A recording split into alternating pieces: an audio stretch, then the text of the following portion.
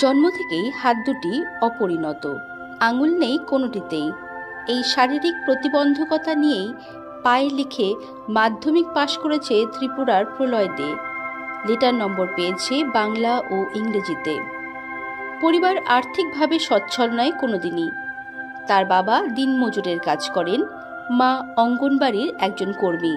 গোমতী জেলার উদয়পুর মহকুমার মাতাবাড়ি উচ্চতর মাধ্যমিক বিদ্যালয়ের শিক্ষক শিক্ষিকা পড়ুয়ারা সকলেই খুশি প্রিয় প্রলয়ের সাফল্যে।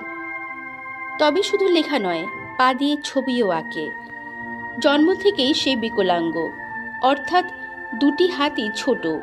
অন্যদিকে ছোট থেকেই আর্থিক সমস্যার কারণে জোটেনি সঠিক চিকিৎসা ব্যবস্থা।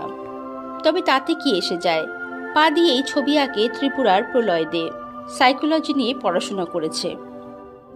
নানা প্রতিকূলতা সত্ত্বেও পায়ের সাহায্যে ছবি এঁকে রাজ্য, জাতীয় এবং আন্তর্জাতিক পর্যায়ে নানান পুরস্কারে ভূষিত হয়েছে সে।